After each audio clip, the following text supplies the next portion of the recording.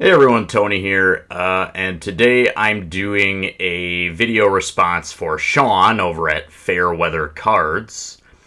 And Sean just wants us to make a video talking a little bit about ourselves, kind of beyond just cards.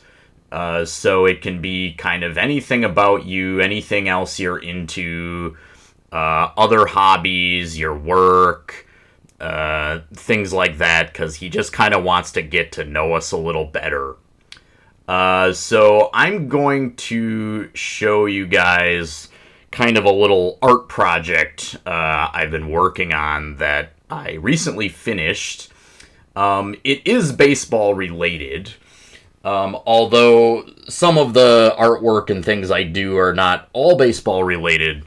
But this one actually is baseball related, so I figured I'd share it.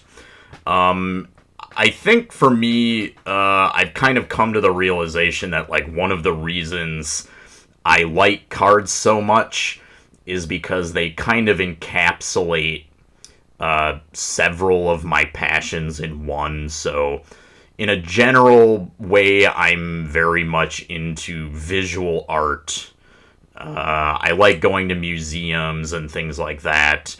And baseball cards and sports cards are art in some ways. I'm also big into history, and that's also cards, right? It's like a piece of art with history on the back and things like that. So, anyway, I'll get into this. So, what I did was I have been working on like a Russian nesting doll. I'm not gonna attempt to say the actual Russian word for these things, but I think we all know what they are, right? It's a wooden doll with littler dolls inside the biggest one. So I've been making a baseball-related version, and so here's the first, like, I guess you could say layer. So it is Jackie Robinson. So this one I'm pretty happy with how it turned out. I think it's a pretty decent likeness of him. You know, one of the big. So I'm actually gonna. What I'm gonna do is actually switch out the card in the back to match the player. So there's Jackie. This was kind of a challenge for me because it's drawing and painting on a curved surface like this, which, yeah, was quite a challenge. So, but I'm pretty happy with how the Jackie turned out. So, yeah, the first layer, Jackie Robinson. So then, let's open this up. So as you can see, you know, I painted the inside. This opens up how these dolls work. So then, hopefully you can tell who the next guy is. I will reveal it, of course, but so the next layer, who do you think this is supposed to be? Of course, I'm hoping you could get that it is, in fact, Ted Williams. A little bit more about this, actually. So basically, the concept of this is the year 1955. So all the players and even the uniform choices are from 1955. I tried to recreate everything specifically for the year 1955. Why? I don't know. But, so the Williams, I think, is decent. I think it's a decent likeness of him. The one thing that I'm not happy with really is I think I made his number a little too small. But beyond that, so here's Ted Williams, the second layer. And again, he pops open. So let's see who the next one is. Alright. So the next layer is... So who's this? Now, this one, I don't know. Can you tell? 1955, kind of a big clue there. As the doll gets smaller and smaller, I would say, of course, the challenge of recreating the player, especially on a curved surface and things like that. So yes, this is supposed to be Mickey Mantle.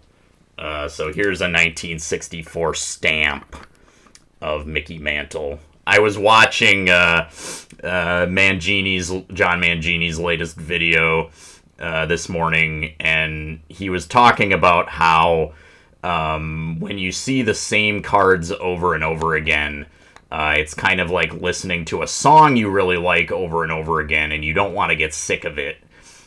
So because of that, I'm showing the 64 stamp. I think particularly that kind of seeing it all the time burnout is especially true of Mantle. So 1964 Mantle, kind of a Mantle you don't quite see as much, the stamp, rather than maybe one of his Topps issues. But yeah, so again, like I'm okay with how this turned out. The pinstripes were a pretty significant challenge.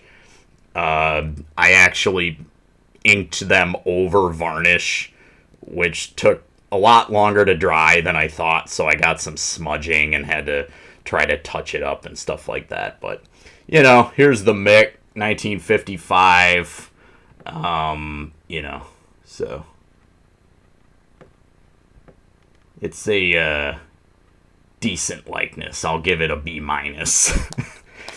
Alright, so the next one, so again, he pops open. And who's going to be next?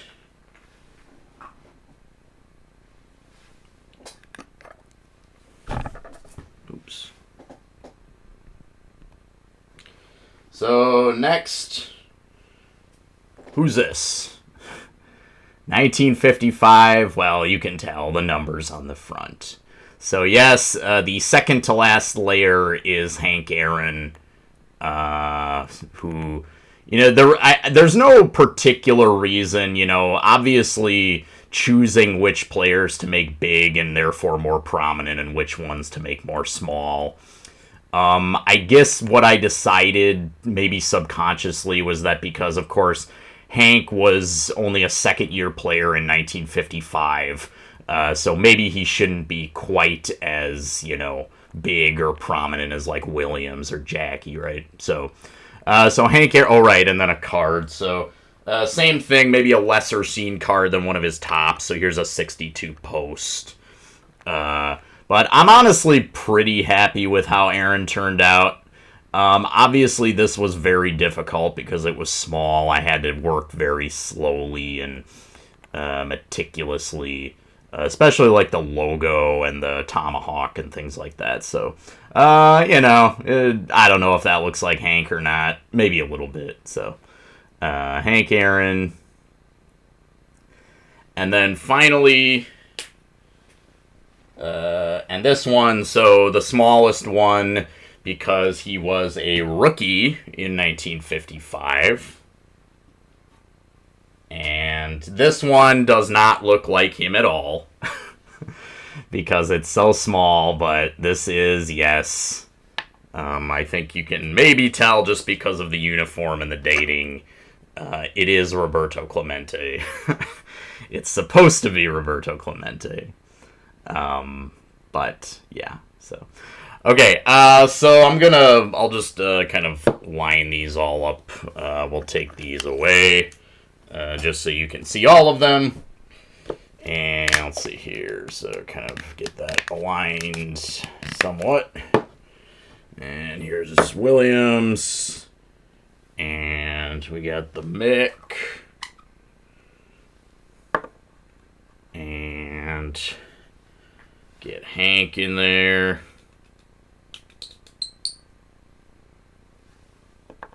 And then, of course, this teeny tiny Roberto Clemente. So yeah, that's it. That's the baseball Russian nesting doll I made. Like I said, Sean wanted to know about something you're into other than cards. Hope you enjoyed the video, guys. As always, thanks for watching. Peace.